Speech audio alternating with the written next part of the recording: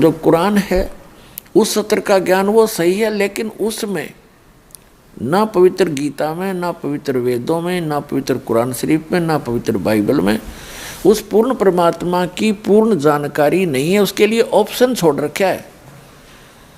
पवित्र श्रीमद् भगवद गीता अध्याय नंबर 4 के श्लोक नंबर 34 में, पवित्र यजुर्वेद अध्याय नंबर 40 के मंत्र नंबर 10 में, और पवित्र कुरान शरीफ के सूरत फुरकानी 25 आयत नंबर 52 से 59 में ये स्पष्ट कर रखा है कि वेद ज्ञानदाता, गीता ज्ञानदाता और कुरान शरीफ का ज्ञानदाता कह रहा है कि वो अल्लाहु अकबर यानी वो पूर्ण परमात्मा तो कोई और है जिसने 6 दिन में सृष्टि रची, 7वें दिन तख्त पर जा बैठे, जो सबका उत्पादक है। उसके विषय में कोई तत्वदर्शी संत से पूछो तो वो ज्ञान जो तत्वदर्शी संत बतावेगा वो ना कुरान में है, ना वेद में है, ना गीता में, ना पवित्र बाइबल में। तो वो है कंप्लीट स्पिरिचुअल नॉलेज जो इनके अंदर नहीं है। तो ये जितने भी हैं ग्रंथ ये इनकम्प्लीट ज्ञान रखते हैं, और इनका ज्ञानदाता भी इनकम्प्लीट गॉड है, कंप्लीट गॉड नहीं है, पूर्ण परमात्मा नहीं है। इतनी सी बात। तो ये जो अब आपको ज्ञान प्राप्त है उस कंप्लीट गॉड के द्वारा दिया हुआ, पूर्ण परमात्मा के द्वारा दिया गया ज्ञान है। आज दास आपको उनका दिया हुआ ज्ञान एज ए टेप रिकॉर्डर सुना रहा है, और उस परमात्मा की कृपा के बिना अन्य इसको समझ नहीं सके। इस दास के समझ में आया। तो अब क्या होगा? अब हजारों वर्षों तक ये ज्ञान चलेगा, पूरे विश्व में शांति होगी।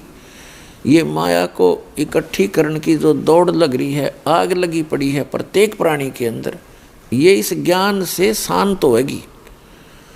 अब पुण्यात्मा, आज जैसे किसी के पास कार है, कोठी है और सैकड़ों हजारों की एकड़ जमीन खरीद कर डाल रखी है, और चाहे वो प्रधानमंत्री बना हुआ है, चाहे सारी पृथ्वी का भी राजा है, और बहुत धन इकट्ठा करके सोने से सबसे भर रखे हैं उन्हें बैंक वगैरह, और कल मृत्यु होगी और परसों गधा बन जाएगा, खा के ये जीवन उसका। तो बिना ज्ञान के गोबर के भूंड की तरह हम गोबर इकट्ठा करते करते मर जाते हैं, पर सब्र नहीं हमारे। तो इस ज्ञान से सब्र होगा, इस ज्ञान से आत्मा हट जाएगी इससे कि क्या कर रहा हूँ मैं, करना क्या चाहिए था, कहाँ डले ढो रहा हूँ, ऐसे अनमोल जीवन को बर्बाद कर रहा हूँ। तो ये एक बार पूरे विश्व में अब शांति होगी। सभी जल रहे हैं, किसी को सब्र नहीं और कोई सुखी नहीं। अब जैसे आपको बहुत बार बताया है कि दास एक बार गोवा गया हुआ था। गोवा समुद्र के किनारे एक शहर बसा हुआ है, गोवा, वो प्रांत भी है गोवा। तो वहाँ क्या देखा, वहाँ एक सत्संग किया था हमने, और जहाँ सत्संग स्थल था, सत्संग के बाद घूमने के लिए हम, साथ ही समुद्र था, तट समुद्र का, वहाँ चले गए। वहाँ क्या देखा, फॉरेनर यानी विदेशी स्त्री पुरुष वहाँ उसके साथ साथ रेत में अपने बिछा बिछा के बस्तर या कोई वैसे लेटा हुआ था, रेत में लेटे हुए थे, एक अंडरवियर में पैर के, और उनसे बात की। एक आधे भक्त ने, हमने तो अंग्रेजी आवन थी, तो कहते आनंद आ रहा, आनंद यहाँ इनको। तो उसने बताया कि ये कह रहे हमें यहाँ आकर शांति प्राप्त होती है, और वो बता कि वहाँ हमारे बड़े बड़े बिल्डिंग हैं, फैक्ट्रियाँ चलती हैं, सैकड़ों नौकर, हजारों हमारे नौकर हैं। मन में बड़ी हंसी आई है, दाता दया तेरी, देखिए रेत में सुख है, फिर वो डले क्यों ढोए तुमने, जहाँ सुख है नहीं आग आग इकट्ठी कर ली। तो जो सुख उनको वहाँ मिला उन कोठी और बंगला में नहीं है, वहाँ तो आग लगी पड़ी है। और आग क्यों लगी है उन कोठी बंगलों में? क्योंकि भक्ति नहीं है।